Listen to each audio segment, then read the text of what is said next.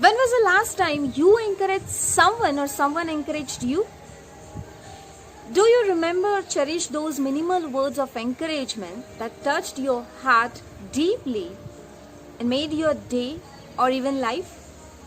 Well, I cherish my dad's biggest and the brightest smile on his face on my wedding day.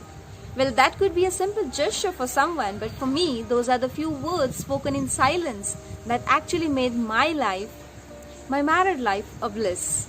A warm welcome to the new episode of the series Positivity Cost Nothing. Appreciation can change one's day or even life. Your willingness to put it into words is all that necessary.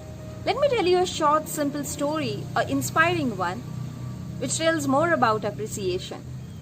One day, a small child returned from the school along with a paper in his hand.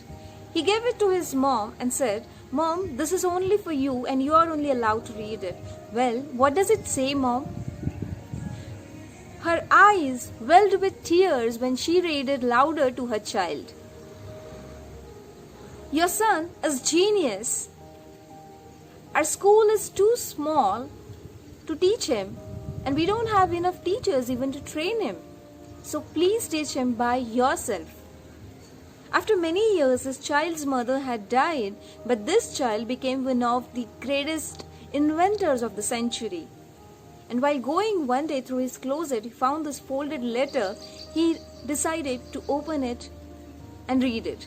He opened it with excitement, and the message was, "Your child is mentally deficient. We can't let him attend our school, so he is expelled." He became emotional while reading it, and then he wrote in his diary, "Well, my dear friends, this child is none other than Thomas Edison, the greatest inventors of the century." And he wrote in his diary that Thomas Edison was mentally deficient, but his mother turned him into the greatest inventors of the century. These positive minimal words of encouragement made Thomas Edison a greatest inventors of the century. My dear friends, the deepest craving of human nature is a need to be appreciated. The person who feels appreciated will always do more than expected. And this makes me to remember my own childhood when we all friends played in the park or on the sports ground and did something remarkable and got compliments from each one of us for doing something best, giving us the positive constructive environment for learning and actually build the confidence for the life. Appreciation is the joy felt on seeing something good in someone.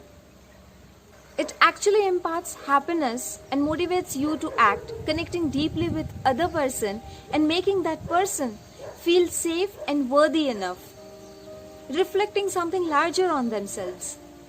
So practice genuine appreciation, and before you do that, don't forget to ask these 3 simple but powerful questions to yourself.